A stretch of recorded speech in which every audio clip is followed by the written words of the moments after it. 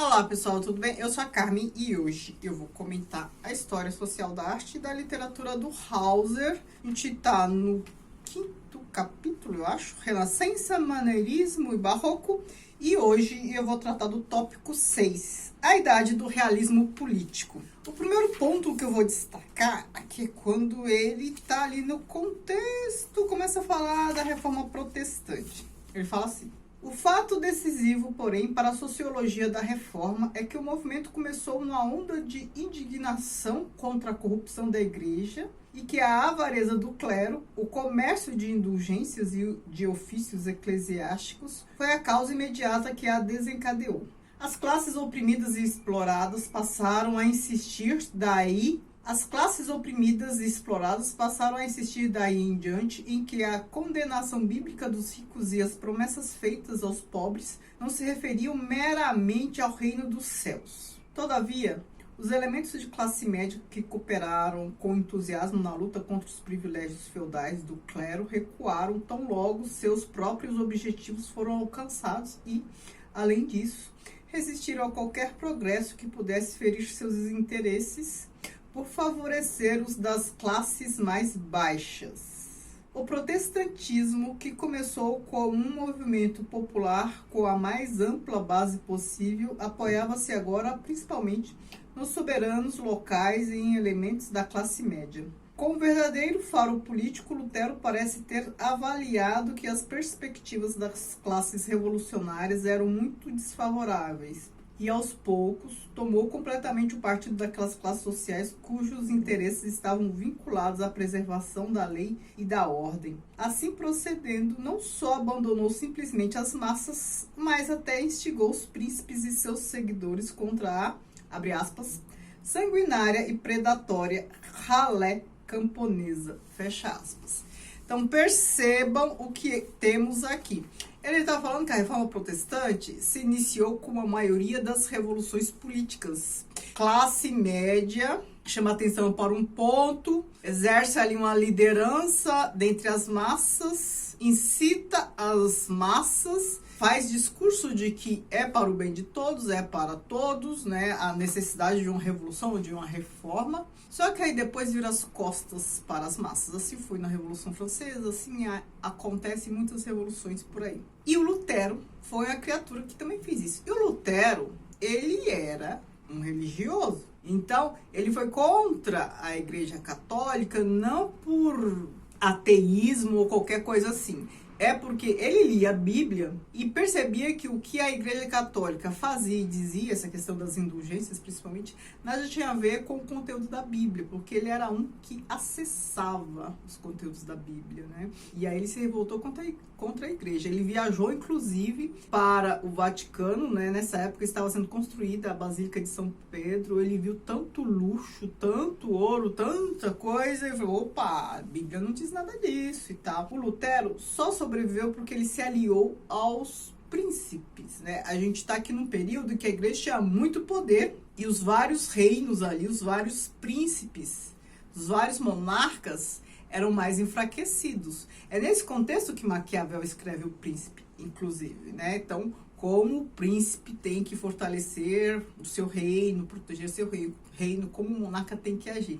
Já havia ali uma monarquia revoltada com a igreja, querendo mais poder. Ele só sobreviveu, não foi queimado, julgado pela igreja, porque os monarcas também já estavam revoltados, já estavam querendo mais poderes, estavam muito incomodados com a Igreja Católica, e um deles especificamente protegeu o Lutero, senão ele teria sido queimado, como tantos outros foram. E essa parte para mim foi novidade, eu não sabia que ele tinha se virado contra as massas, né?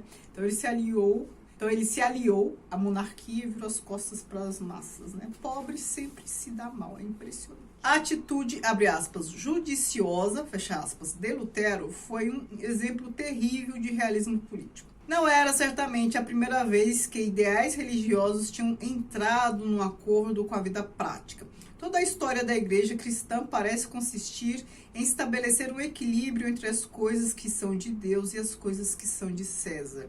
Mas as concessões mais antigas ocorreram gradualmente em transições quase imperceptíveis e, além disso, num período em que os antecedentes dos eventos políticos se desenrolavam longe dos olhos do público. A degeneração do protestantismo, por outro lado, processou-se sobre a plena luz do humanismo, numa era de imprensa, de panfletos, de interesse universal por assuntos políticos e de competência para julgá-los. Os líderes intelectuais da época podem ter estado totalmente desinteressados na causa dos camponeses e representado precauções diametralmente opostas, mas o espetáculo da perversão de uma grande ideia não poderia deixar de afetá-los, mesmo que fossem hostis à reforma. A posição assumida por Lutero no problema camponês foi, na verdade, mero sintoma do rumo que qualquer ideia revolucionária tinha inevitavelmente de tomar na idade do absolutismo. O desejo de uma nova espiritualidade e de um aprofundamento da vida religiosa, em parte nenhuma, foi mais forte do que em Roma. E em parte nenhuma havia maior consciência do perigo que representava para a unidade da Igreja a reforma alemã, embora esses sentimentos e pensamentos não se originassem no círculo imediato do Papa. Os líderes do movimento reformista católico eram, na maioria, humanistas esclarecidos, que nutriam ideias muito progressistas acerca das enfermidades da Igreja e da severidade da operação necessária para curar seus males, mas seu radicalismo não chegava ao ponto de questionar a autoridade absoluta do papado. Todos queriam reformar a Igreja de dentro para fora, mas certamente que queriam reformá-la. E propuseram que se começasse por convocar um concílio livre e universal da Igreja.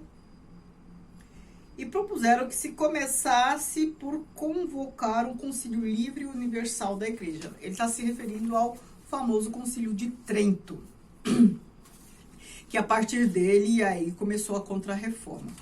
O que temos aqui de interessante? Então, a Contra-Reforma não partiu ali da própria igreja, do próprio papado, daqueles que estavam com abuso de poder, né, com essas questões de indulgências e tal. E sim por alguns religiosos que já eram críticos dessas práticas. Mas aí Mas eles não tinham força, acho que nem interesse para se revoltar. Na verdade, eles queriam reformar sem causar grande alvoroço, né? Tinha que ser de dentro para fora. Mas aí quando Lutero aponta o dedo e causa aquele constrangimento todo, aí eles perceberam que era a hora de propor mudanças. E aí o Concílio de Trento durou décadas. E aí eles chegaram lá ao que a gente conheceu e sentiu na pele, na carne, principalmente aqui na América Latina, né, no Brasil, porque quando os jesuítas vieram para cá, eles vieram imbuídos dos ideais da Contra-Reforma, a gente sentiu na pele o que eles pretendiam, né? Então, assim, eles estavam mais vorazes ainda na conversão de ovelhinhas, porque eles tinham que combater o protestantismo.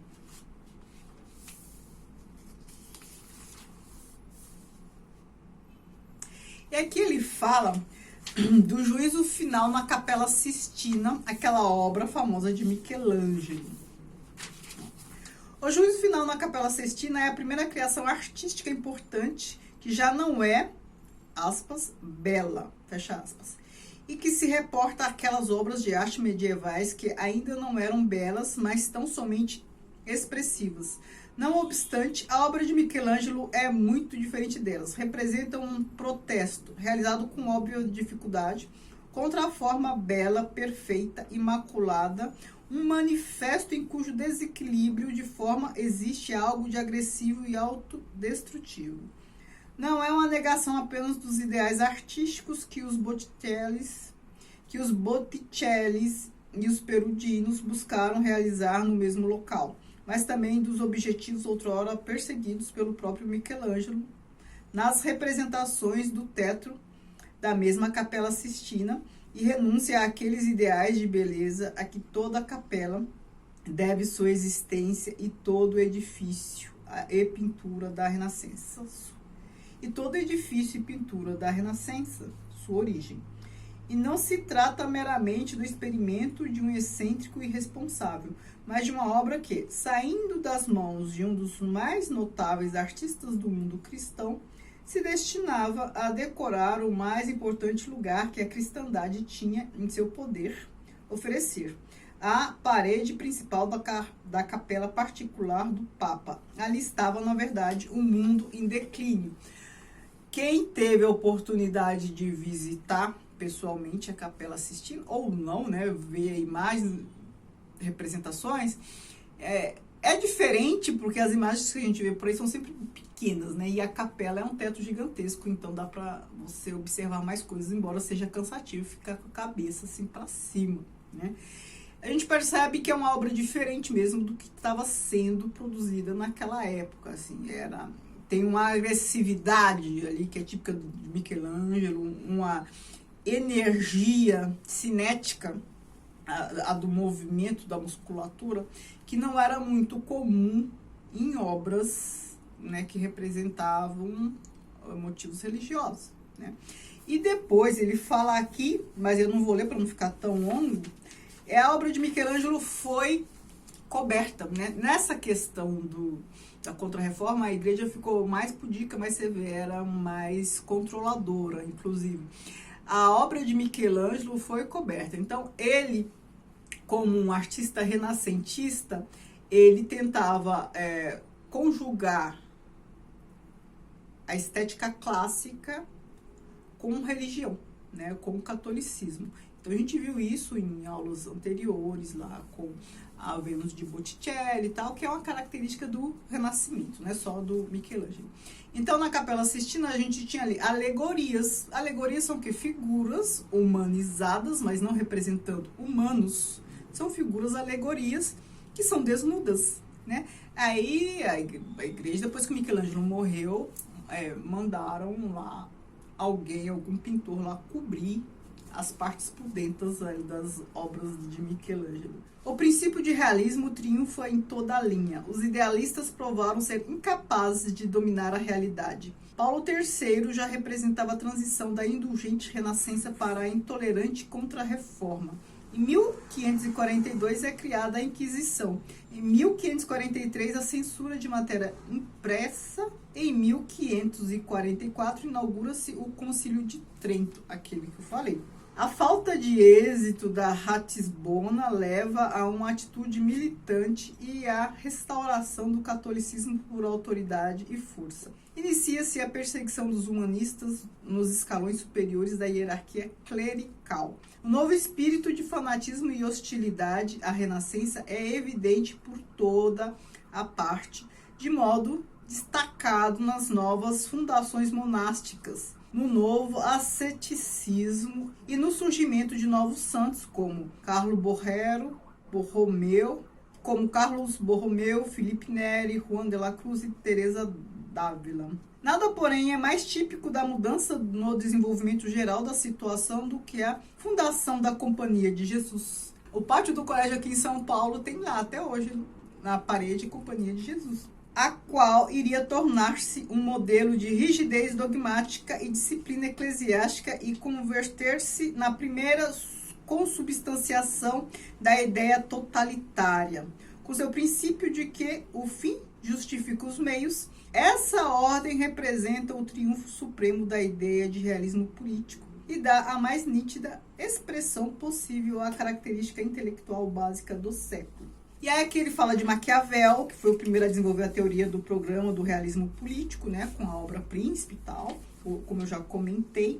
Essa parte aqui é bem longa. Então, o que temos aqui, né? A gente tem esse realismo político, ele fala de Maquiavel, tal, com a obra O Príncipe. Eu não vou me alongar nisso, porque senão esse vídeo vai ficar gigante. Aquela conciliação entre ciência, estética clássica e religião, na Contra-Reforma não tem espaço mais para essa conjugação. A gente viu aqui que a igreja está mais totalitária.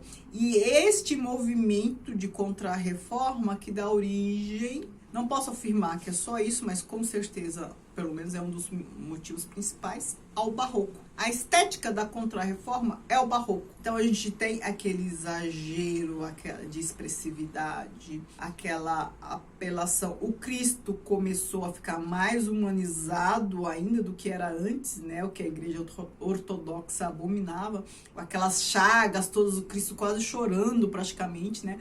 A comoção pelas imagens. De novo, eu vou indicar um livro que eu já indiquei em algum outro momento aqui, O Corpo das Imagens, Jean-Claude Schmitt. Ensaio sobre a cultura visual na Idade Média. Então, o uso da imagem, embora aqui a gente já não esteja mais na Idade Média, mas isso escalou, o uso da imagem para causar comoção com essa finalidade pedagógica que a igreja tinha de doutrinar. E aqui ele fala de Maquiavel e ele começa a falar de outros pintores da época, né? A gente está iniciando um período em que há um apelo dramático maior, né? A dramaticidade é característica do barroco, o jogo de luz e sombras, esse apelo ao exagero, às emoções. Então, o Caravaggio é um dos que representam bem isso, é o Greco também, esse jogo de luz e sombra. Caravaggio, eu lembro que tem uma obra dele, que acho que é de São Tomé, que o São Tomé enfia o dedo assim na ferida mesmo, sabe? Essa coisa mais dramática, porque ele tinha que vir para crer, né? Ele fala bastante do Concílio de Trento também, só vou ler um trechinho. A reunião do concílio significou o fim do liberalismo nas relações da igreja com a arte. É mais ou menos isso que eu falei para vocês. Então, houve uma ruptura, aquilo não mais, e por aí começa o barroco. A arte produzida para a igreja foi colocada sob a supervisão de teólogos, especialmente no caso de empreendimentos em grande escala. Os pintores tinham de obedecer rigorosamente às instruções de seus conselheiros espirituais. Então, imagina, né? Se foi nesse momento que foi criado a Inquisição, censura, não sei o que, imagina, toda a produção ali estava sob controle. Os decretos do concílio proíbem a representação do nu, assim como a introdução de representações sugestivas, indecentes e profanas em lugares santos. Todos os escritos sobre arte religiosa que se publicam depois do Concílio de Trento, sobretudo Diálogo dos Erros do Torre de Giglio e O Riposo de Raffaele Borghini, são contra todas as formas de nudez na era eclesiástica. Por isso que a obra de Michelangelo foi coberta. Contra a reforma, autoridade, academicismo e maneirismo são diferentes aspectos de uma mesma disposição de espírito. E não é absolutamente uma coincidência que Vasari, aquele que escreveu a biografia dos pintores e escultores ali da Renascença, o primeiro maneirista sistemático, também tivesse sido o fundador da primeira academia regular de arte. A primeira e relativamente breve fase do maneirismo florentino, que abrange essencialmente a década de 1520 e 1530, constitui uma reação contra o academicismo da Renascença.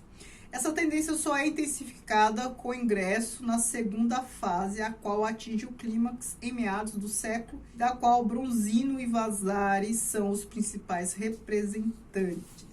Com a consolidação do absolutismo, o maneirismo perde muitas de suas pretensões artísticas em Florença e assume um caráter preponderantemente acadêmico palaciano. Por um lado, a autoridade absoluta de Michelangelo é reconhecida e, por outro, a natureza vinculatória de firmes convenções sociais. O verdadeiro herdeiro de Michelangelo não é, porém, o maneirismo internacional michelangelesco, mas Tintoretto, que talvez não seja inteiramente independente desse autor internacional, mas que no essencial está distante dele. Veneza não tem corte própria e Tintoretto não trabalha para cortes estrangeiras como Tiziano. De fato, só perto do fim da vida lhe foram feitas encomendas, mesmo pela República. De modo geral, em vez das cortes e dos estados, Tintoretto é empregado pelas confrarias. É difícil dizer se o caráter religioso de sua arte foi condicionado, sobretudo, por exigências daqueles de quem recebeu encomendas, ou se procurou seus clientes desde o começo em círculos já estreitamente relacionados com ele no plano espiritual. De qualquer modo, foi o único artista na Itália em que o renascimento religioso da época encontrou uma expressão tão profunda quanto em Michelangelo, embora fosse de uma espécie diferente. El Greco é o único verdadeiro sucessor de Tintoretto. Tal como a arte do grande maneirista veneziano, sua arte também se desenvolve de modo geral, independentemente das cortes. Toledo, onde El Greco se instala após seus anos de aprendizado na Itália, é, depois de Madrid, a sede da corte de Sevilha, o principal ponto nodal de comércio e comunicações. A terceira cidade mais importante da Espanha desde sempre e o centro da vida eclesiástica. Agora, os últimos pontos que eu vou destacar, porque esse vídeo já está gigantesco. Bruegel foi apelidado de camponês Bruegel. E as pessoas caíram no erro de imaginar que uma arte que retrata a vida de gente simples destina-se também a pessoas simples, quando na realidade ocorre o oposto. E isso que ele fala é bem interessante, prestem atenção. Usualmente, só as camadas da sociedade que pensam e sentem de modo conservador buscam na arte uma imagem de seu próprio modo de vida, o retrato de seu próprio ambiente social. As classes oprimidas que lutam por ascender desejam ver a representação de condições de vida que elas próprias consideram um ideal a atingir, mas não o gênero de condições de que estão tentando libertar-se. Somente as pessoas que lhes são superiores veem com sentimentalismo as condições de vida simples. É isso que acontece hoje e não é diferente do que ocorria no século XVI. Assim como a classe trabalhadora e a pequena burguesia odiernas querem ver no cinema o meio em que a gente rica vive e não as circunstâncias de sua própria vida apertada, e assim como os dramas da classe trabalhadora do último século obtiveram extraordinário êxito não nos teatros populares, mas nos dos bairros elegantes das grandes cidades. Também a arte de Bruegel, não sei se eu estou falando o nome dele corretamente, não se destinava ao campesinato, mas os níveis superiores ou, pelo menos, urbanos da cidade. E é isso, né? Então, por que as novelas fazem sucesso? Porque pobre casa com rico, novelas, doramas, filmes, né? Filme em que há um cara rico, um CEO que se apaixona por uma funcionária pobre e tal, dorama, série. Isso faz sucesso, por quê? Porque é o sonho das pessoas, né? O pobre não quer ver a sua realidade representada, ele quer a projeção. É o rico que já atingiu esse estado em que o pobre sonho está, gosta de ver a vida diferente da que tem, ou seja, a vida simples. De todo modo, a gente quer ver representado na ficção algo diferente da vida que a gente leva. Seja a pessoa pobre, seja ela rica. Se é rica, quer ver simplicidade. Se é pobre, quer ver ostentação. E ele tá falando que sempre foi assim. E aí, eu encerro essa leitura e até o próximo vídeo com o 7º tópico. Muito obrigada, beijos.